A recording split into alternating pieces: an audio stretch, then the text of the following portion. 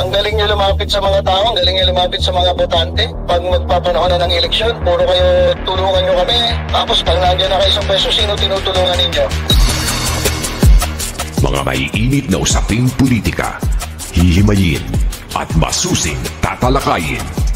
Wala ba kaming maririnig sa inyo na na para sa bayan naman, puro sarili, pero kami mga tao, hindi nyo tinutulungan, yung mahihirap, hindi nyo tinutulungan. Walang iya naman. Mga issue sa mundo ng showbiz, kikilatisin, kichikahin. Nang nag-iisang Batang Manileño, sino pa nga ba? Kundi si Batang Maynila Toits.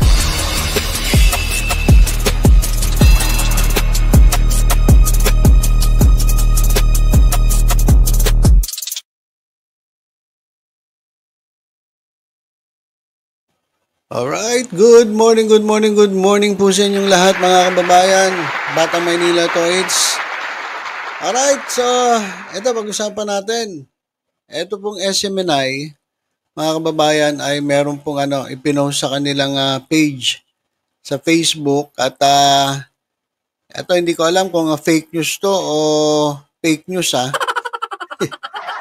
Alam mo naman ang SMNI mas marami pa ata ditong mga reports na nasablay kaysa sa totoo Nagaya na ito mga kababayan, sabi nila, nakaka-post pa lang nila ito mga kababayan, sabi nila, FPRRD, former President Rodrigo Roa Duterte, hindi natatakbo sa pagka-mayor ng Davao City.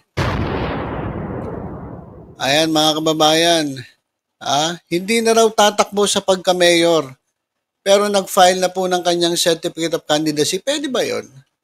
Tanong ko nga sa inyo mga kababayan, pwede ba yun na nakapag-file ka na nga ng certificate of candidacy bilang mayor tapos hindi ka tatakbo? Pwede ba yun?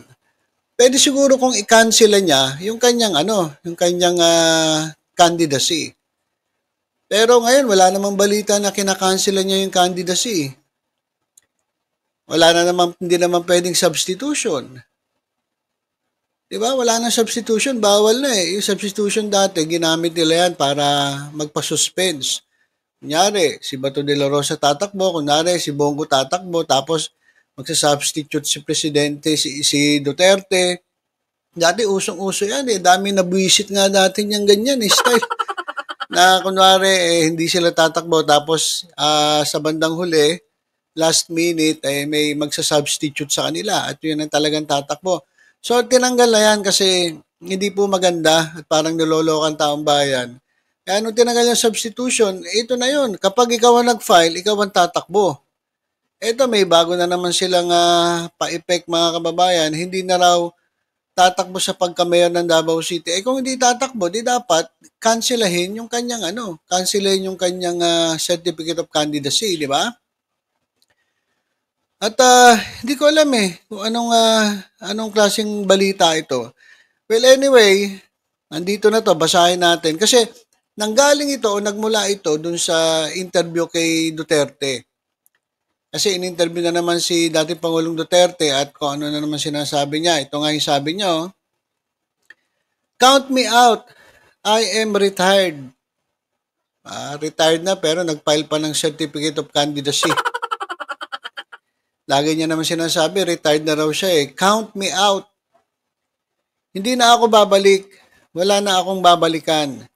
Ibigay ko na sa next generation na hindi ko na panahon. Ganun pala Bakit nag-file ng COC? Pwede ba yon? Pwede bang saluhin ni Baste Duterte? Kasi si Baste ang nag-file ng vice mayor. Pwede ba saluhin ni yun? O pwede namang pagka nanalo na si Duterte, si Baste ang vice, automatic siya magiging vice mayor pag nag-retire si Duterte. Diba? Para lang may kalaban si Nograles kasi kung si Baste siguro tatakbo bilang mayor, baka may kalagyan. Diba? Ang kalaban niya si Nograles. So, tinapatan lang siguro ni Rodrigo Duterte, kasi nga, mukhang tagilid si Baste Duterte kay Nograles. Kaya sinigurado nila na mananalo ang Duterte sa pagka-mayor. Pagkatapos noon, pag naging mayor na si Duterte at wala namang kalaban sa vice mayor, automatic, pag nag-resigned, o nagretiro si Duterte, automatic si Basti ang magiging mayor ng Davao City. So pwedeng ganon. Kaya sabi niya, baka ganon ang senaryo mga kababayan, no? Hindi na raw siya babalik.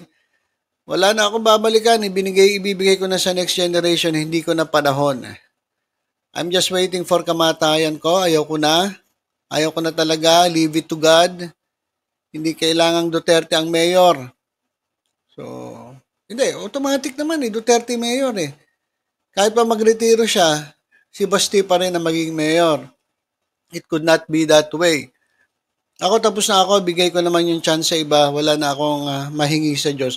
Ayun yung sinabi ni former President Rodrigo Roa Duterte. At nanggaling yan dito. Play ko lang sa inyo yung video mga kababayan. Ito po yung interview kay dating Pangulong Rodrigo Duterte. So dito ko na pa ipaparinig sa inyo. Kung saan nanggaling yung kwento ng SMNI na yan na hindi na tutuloy sa pagka-mayor si former President Duterte. Ito guys, pakinggan natin. Ng statement of they will do that. Well, it's up to them. I mean, are you posing a question or are you informing me? They're informing you that they are Giving all the giving all the they will give the transcript now to ICC. It's a possibility. Well, go ahead. Be my guest. Mr. President, Yes. if in case the Quadcom Hindi na ako presidente. Rudy Duterte. Mayor Rodrigo Duterte, Oh, in yeah. case the Quadcom will invite you, bigyan ka nila ng pamasahe, are you still willing to be there to attend the Quadcom? Hindi ka takot? May maganda bang member dyan sa Quadcom? Mayor, alam mo ba na merong isang drug lord na tumaya sa Pilipinas, hindi mo napatay. Bumalik ngayon tapos nag-file na naman ng certificate of candidacy, tatakbo naman ng mayor. Yan si Mabilog sa Iloilo. Nasa listahan mo yan na drug lord Kaya sumibat sa Amerika. Tama. Ngayon nagbalik. Si Mabilog. Nag-file na naman certificate of candidacy, tatakbo ng mayor sa pati si Erwin Espinosa. Mga drug lords na ngayon. Yes. Yung mga drug lord sa panahon mo. Sige. Kasi may panahon-panahon man walang drug lord. Ano na talaga guys, no? Medyo may edad na talaga. Hindi na alam ni makakalimutin na ito si dating Pangulo. At yun, yung sinabi nila na once na minsan doon sa kanyang termino ay itong Mabilog at si Espinosa ay nandun sa kanyang drug list. At limot na ni Presidente Duterte. Talagang siguro may edad na. Kaya hindi na talaga siya pwedeng humawak ng posisyon kasi physically mahina na siya, mentally nakakalimutin na rin siya. So, pwede yung sinasabi niya na talagang pa-retire na siya. Kasi tingnan niyo mga kababayan, no? Kumbaga pinapaalala na lang ng mga sip-sip na reporter yung mga nangyayari. Ngayon, panahon ng drug lords. Totoo yun, panahon ngayon. Lord. Ako retired na. Ayaw ko nang gumulaw. Hindi na ako magpreparado, magipag-away. Hindi naman ako takot. But ayaw ko na kasi tapos na ang panahon na binigay ng Diyos sa akin.